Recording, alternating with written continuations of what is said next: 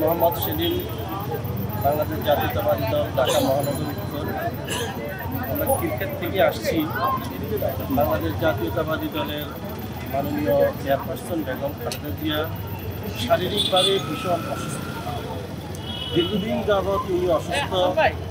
আমরা তা সকলেই সুস্থতা কামনা, শুধু আমরা না, সারা বাংলাদেশের অগণিত জনগণ, জনসাধারণ সকলে, দল মত ধর্ম বর্ণ নির্বিশেষে সকলেই তার জন্য দোয়া করতেছে। আমরা আশা করি, বিশ্বাস করি মহান রাব্বুল আলামিনের অশেষ রহমতে তিনি সুস্থ হয়ে আমাদের মাঝে, জনগণের মাঝে ফিরে আসবেন। একই সাথে আমরা গণমাধ্যমের সূত্রে এবং দলীয় আমাদের দলের সূত্রে আমরা জানতে পেরেছি বেগম খালেদা জিয়া দেশনেত্রীকে দেশের বাহিরে চিকিৎসার জন্য নিয়ে যাওয়া হতে পারে। তবে আমরা চাই যে উন্নত চিকিৎসার জন্য দেশের বাইরে নেওয়া হোক, এটা অবশ্যই প্রত্যাশা করি এবং আশা করি ইনশাল্লাহ তিনি সুস্থ হয়ে দেশের বাইরে ফিরে আসবেন।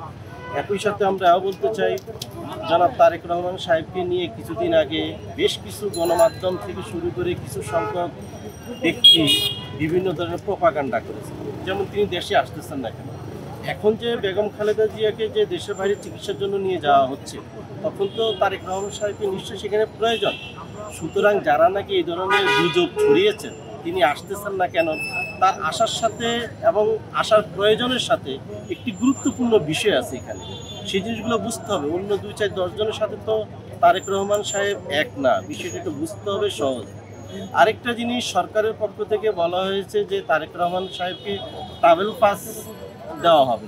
কেন ট্রাভেল পাস দেওয়া হবে, এই জিনিসটা আমি স্বরাষ্ট্র উপদেষ্টা এবং পররাষ্ট্র উপদেষ্টার কাছে জানতে চাই। তারেক রহমান সাহেবকে কেন ট্রাভেল পাস দেওয়া হবে? পাসপোর্ট দিতে হবে। তিনি যখন 2008 সালের দিকে যখন দেশ থেকে গিয়েছিলেন, পাসপোর্ট নিয়ে গেছেন। সুতরাং তার নামে পাসপোর্ট ইস্যু হবে, এটাই আমরা প্রত্যাশা করি।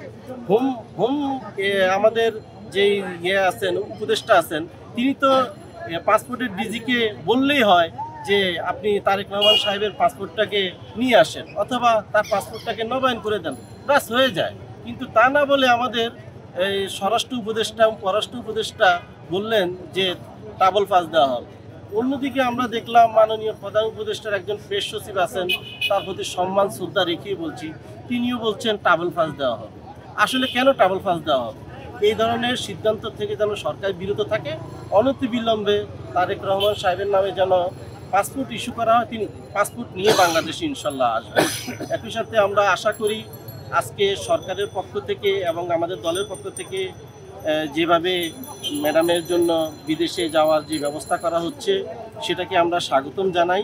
আরেকটা দিকে হলো কাতারের যে আমির, তিনি এয়ার অ্যাম্বুলেন্সের জন্য বেগম খালেদা জিয়াকে এয়ার অ্যাম্বুলেন্স উপহার হিসাবে তাকে দেওয়া হয়েছে যে নেওয়ার জন্য, এটার জন্য কাতারের আমিরকেও আমরা শুভেচ্ছা জানাই, অভিনন্দন জানাই এবং তাকে ধন্যবাদ জানাই। আমরা আশা করি ইনশাল্লাহ দ্রুততম সময়ের মধ্যে বেগম খালেদা জিয়া সুস্থ হয়ে ফিরে আসবেন, এমনটা আমরা প্রত্যাশা করি। আপনাদেরকে সকলকে ধন্যবাদ।